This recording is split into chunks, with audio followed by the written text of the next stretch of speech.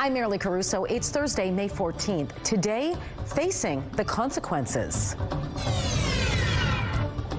The charges two youths accused of plotting an attack at a rural southwestern Manitoba school are facing. Also today, a pesky reminder. This is our usual start time of year. What the city of Winnipeg is doing to keep mosquitoes at bay. Plus, testing the waters. These tools, among others, I think, give us a framework for action. How the province is planning to enforce its proposed social media ban for children under 16.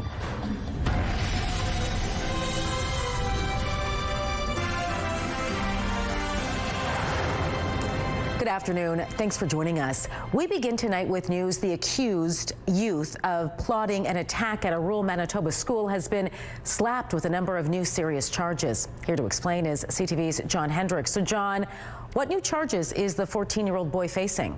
There are four of them, Marilee, the most serious of which is conspiracy to commit murder and counseling the offense of murder.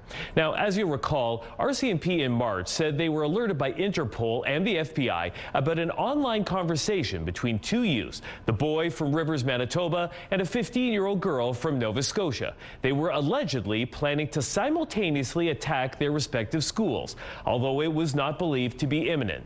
On March 16th, the investigation led Mounties to arrest the boy while he was on the bus to school, while the girl was arrested near her home on the East Coast. At the time, both were charged with uttering threats, and the girl was also charged with conspiracy to commit murder.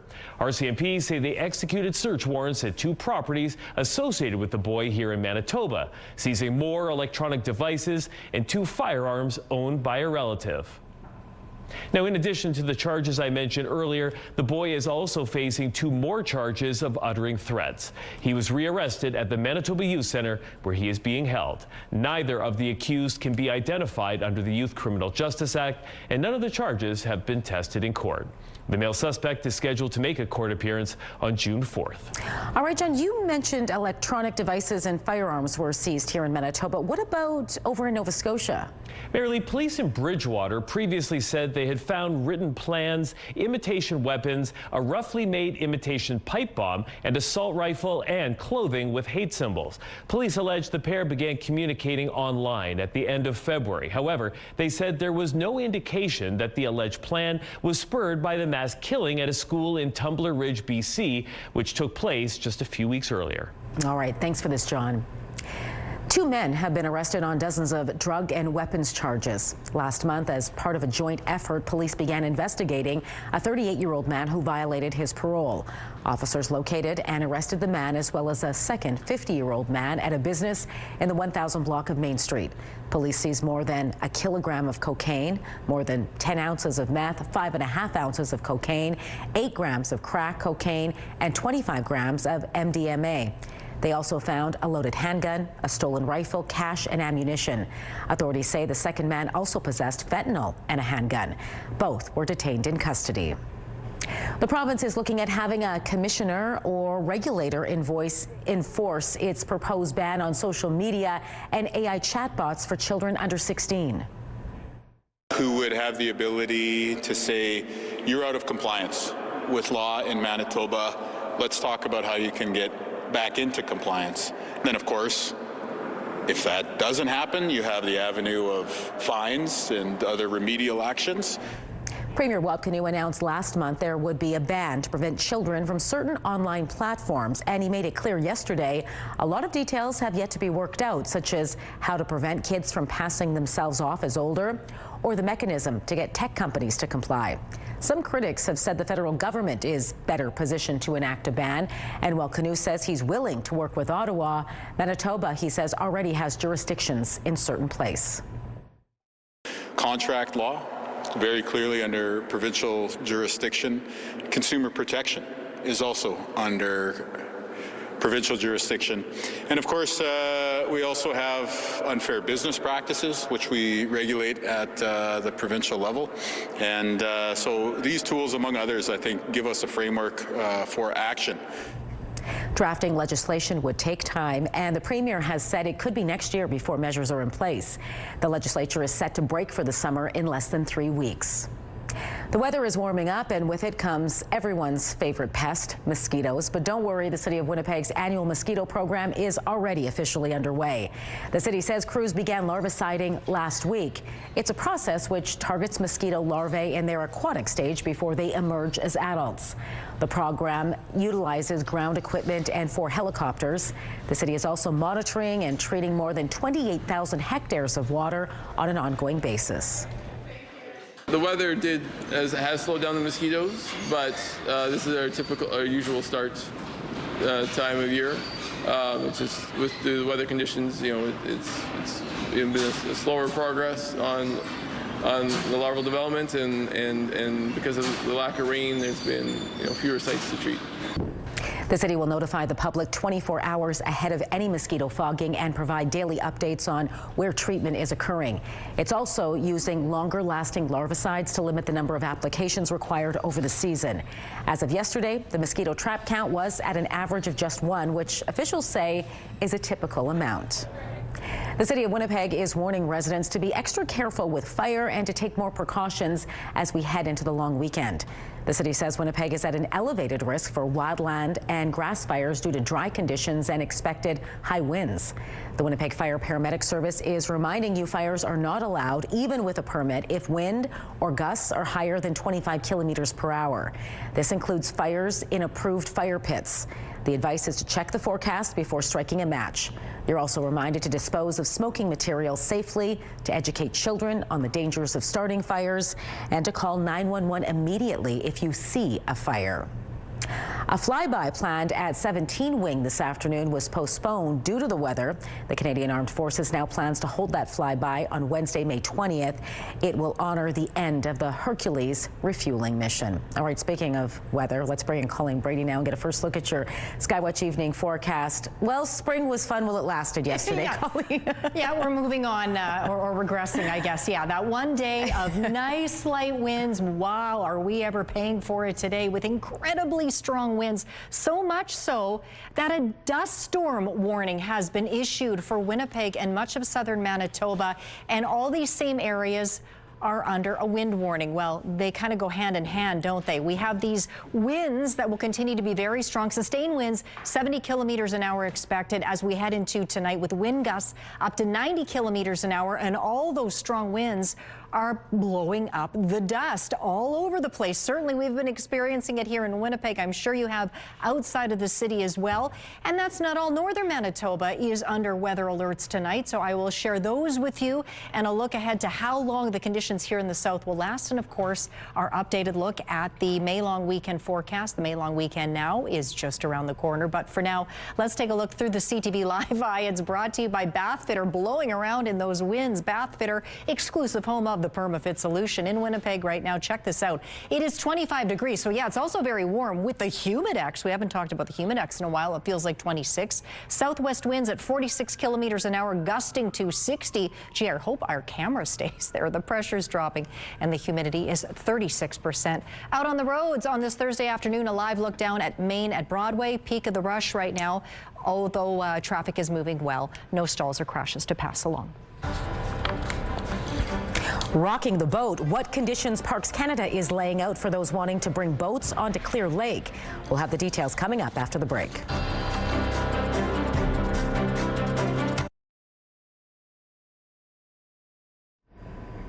Honda confirmed today it shelved its plans to build an $11 billion EV project in Canada. BNN Bloomberg's Marilla Fernandez explains. Honda says evolving business conditions and shifting consumer demand are to blame. Both Ottawa and Ontario had promised $5 billion to finance the project. Honda says it hasn't accessed any of the funds. Honda also reported its first ever annual loss today of $2.7 billion US. Its shift away from electric vehicles are mainly to blame. The Japanese company and other car makers have taken big hits, with the U.S. no longer supporting EV strategy. Here are the closing numbers for the day. The Canadian dollar up a fraction to 72.86. West Texas Intermediate barely changed at 101.17. Western Canadian Select is down to 79.71. And the TSX gained 226 points today. Those are your business headlines. I'm Marilla Fernandez. Parks Canada has laid out its conditions for those wanting to bring boats onto Clear Lake. Until June 7th, motorized boats brought to Clear Lake, which have not been in other waters this year, can register for an annual permit and go into the lake right away. Beginning the following day, June 8th, all motorized boats or those which have been in other bodies of water must go into a 45-day quarantine before they're allowed in the lake. Parks Canada staff will be locking and unlocking boats from their trailers with a tag when they leave and enter the water. Non-motorized watercraft such as canoes and paddle boards, along with wet and dry suits, diving gear and inflatables that carry more than one person will need an annual permit for either Clear Lake only or outlying lakes only. Now, this is all being done to help reduce the spread of the invasive zebra mussel. Several other measures were previously announced, including a no-wake zone near shore and overnight quiet times. You can find the full details by visiting our website, ctvnewswinnipeg.ca. International graduates, workers and community members gathered at the Manitoba Legislature today to voice concerns about the situation facing international education stream candidates in the province.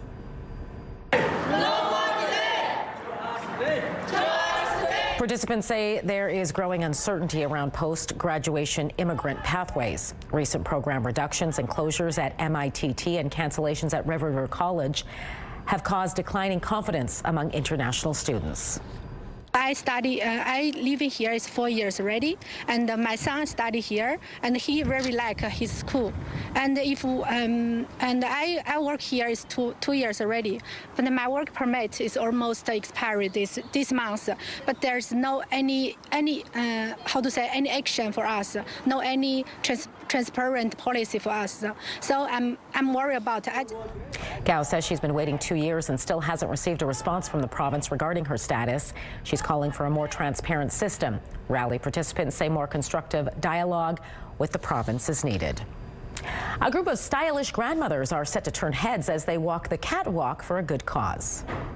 We just want to honor and celebrate them for their resilience, for their passion, just being our anchors in the community. And we love the energy and the vibrance that they bring. The event is being put on by a nonprofit called the Grace and Nellie Project. The organization works to reduce poverty in rural parts of Zimbabwe by empowering and educating girls. Its upcoming fashion show at AfriFest will not only support the cause, but also highlight local African designers and culture. So they will do 2 outfit changes. They will have, the first one will be the traditional outfit, and then the second one will be a glam look. And some of the glam looks are still a traditional outfit. We'll also have dance, there will be music, as well as food. So it's really a celebration of the culture and really the community coming together. AfriFest kicks off on May 23rd at Charleswood United Church and runs from 11 a.m. to 4:30 p.m. Community Connection is brought to you by Mr. Reuter Plumbing. Born to be a hero, trained to be a plumber.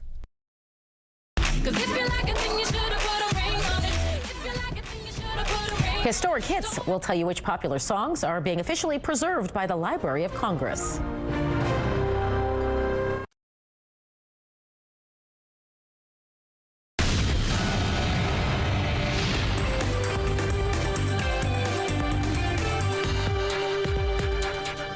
Colleen Brady is back now for Spotlight, and a beloved Winnipeg farmers market is making a return. St. Norbert is officially launching its summer season this weekend.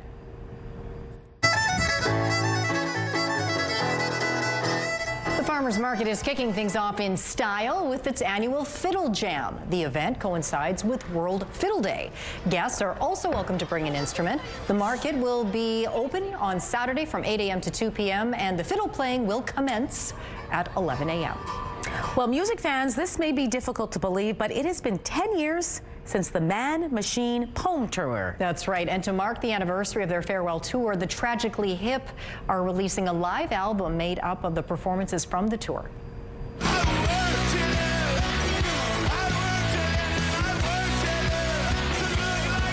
It comes out August 21st, a day after the anniversary of their final show in Kingston. A licensed drug addiction counselor who supplied the ketamine dose that led to Friends star Matthew Perry's death has been sentenced to 2 years in prison. 56-year-old Eric Fleming is one of 5 people who pleaded guilty in connection with Matthew Perry's 2023 death. A medical examiner ruled Perry died from the acute effects of ketamine, with drowning listed as a secondary cause after being found dead in the jacuzzi of his Los Angeles home. Perry, who died at 54, became one of the biggest stars of his generation as Chandler Bing on NBC's culture-defining sitcom Friends. A famous dress worn by Celine Dion during the opening ceremony of the 2024 Paris Olympics is going on display in Montreal. And it's quite dazzling.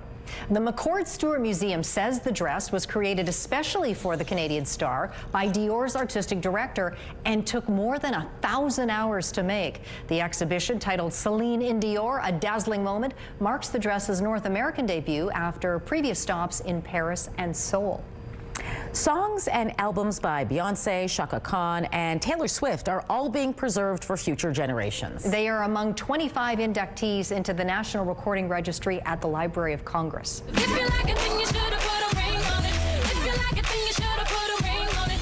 Songs by the Go-Go's, Vince Gill, Ray Charles, Reba McEntire, and Weezer will also be added. The Library of Congress says more than 3,000 public nominations were submitted for consideration this year. The selections are chosen for their cultural, historical, or aesthetic significance to the U.S. All right. Thanks, Colleen. You're welcome. Here is your Thursday primetime lineup. Next Level Chef comes up at 7. Catch Fear Factor House of Fear at 8.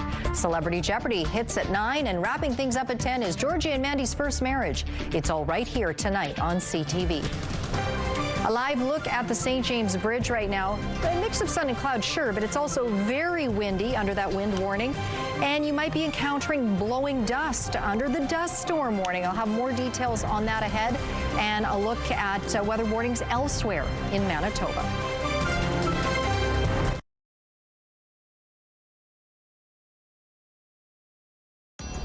Women's clothing provided by RW & Company. Salon services provided by S&Teak Spa Salon. High school students in Maine are getting a chance to do research on a real-life shipwreck. The great thing about doing this, every time we come out and we do a report on it, we kind of compile it. So we've got a good 10, 15 years of kind of long-term study of this wreck. At low tide, a nearby river reveals this wreck from the early 1900s. Students have spent decades checking it out, trying to figure out how it wrecked, where it came from, and what it was used for. They've even been working with a local marine institute.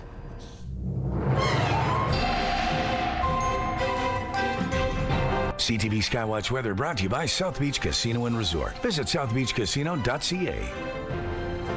Wow, is it ever windy? That's putting it mildly across southern Manitoba, so much so that 2 different weather warnings are in effect tonight that are sort of a combination, if you will. You'll understand this in just a moment. There's yellow warnings in effect, both for an unusual dust storm warning. We don't see this alert very often, coupled with a wind warning for all these areas across the south. I'll just get right out of the way to show you these areas lighting up in yellow, including Winnipeg and Brandon. We've had very strong winds and even stronger wind gusts already today. That will continue at least into this evening. The winds are expected to be making a turn. There'll be more coming from the west as we head into tonight. 70-kilometer-an-hour sustained winds with wind gusts up to 90 kilometers an hour still anticipated for the next few hours, and that is blowing around the dust out there. So we have those 2 weather alerts in effect. Now, a lot of people in Winnipeg were talking about how we had the rain that came through, of course, and now we've got the dust blowing around, and it was almost as though there was a muddy rain, if you will, very unusual, but such are the conditions today. All that rain you can see now moving across northwestern Ontario. There's lightning there as well. Then we've got northern Manitoba, all part of one big low pressure system impacting pretty much all the different areas in both the north and the south and the east and Ontario. But back in the most northern parts of the province, we do have a winter storm warning that continues tonight for Brochet to Dooley Lake, Churchill and Shamattawa. Freezing rain in these areas tonight will flip over to snow by Friday, and as much as 10 to 15 centimeters, if not more, expected in snowfall in these areas on Friday. A little further south, we're bringing in community communities like Thompson under a freezing rain warning. And similarly, freezing rain is expected tonight with a flip over to snow on Friday, just not as much. But here's a quick look at the current temperatures. Look how warm it is. It's 27 in Winnipeg. It's 20 in Brandon. East and Kenora, 18 degrees there. Fisher Branch, 25.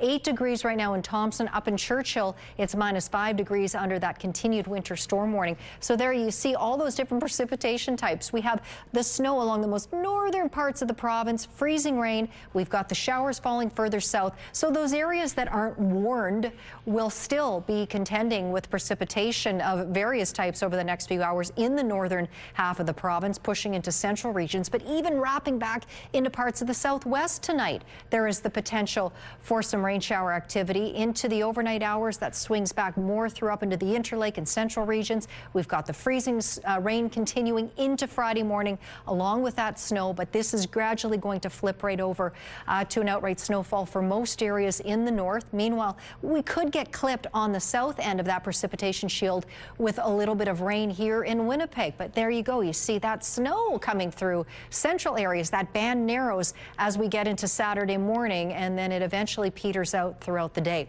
So for tonight, 15 is our low for the city with blowing dust, at least in the evening hours, and these very strong winds. They will ease up slightly overnight, but then they redevelop tomorrow. Chance of showers, I showed you that on the Futurecast. 21 is the high otherwise, under a mix of sun and cloud for Friday. Quick look at the long weekend. Sunshine Saturday and 12. This will be the nicest day of the long weekend. After all the dust blowing around now, we can sure use the rain, and we're going to get about 3 days of it. Sunday, Victoria Day Monday, and into Tuesday. Then things brighten up and warm up by Wednesday. Our first weather photo takes us out to Steinbach. You can see the windmill there. That photo is from Tilly, a lovely shot, as is this one from Jim yesterday out at Kildonan Park here in Winnipeg. Email us your weather photos to winnipegweather@ctv.ca. Skywatch Weather Pick of the Day brought to you by Provivo, Winnipeg's first and only longevity medicine clinic. Redefining health, performance, and aesthetics. Provivo.com. Now this guy can really cut a rug. This display was put on at an AI industry summit in Hong Kong. The full-size humanoid robot was tasked with showing off its moves. Oh, yeah. The maker of the robot says it's capable of interacting naturally with people, much like a human companion. I don't know. It looks very robotish to me still. Yeah, so you kind of smooth out those moves a little bit. I'm not sold. All right, that does it for us this hour. Don't go farther. We're back at 6 with much more local news. Hope to see you then.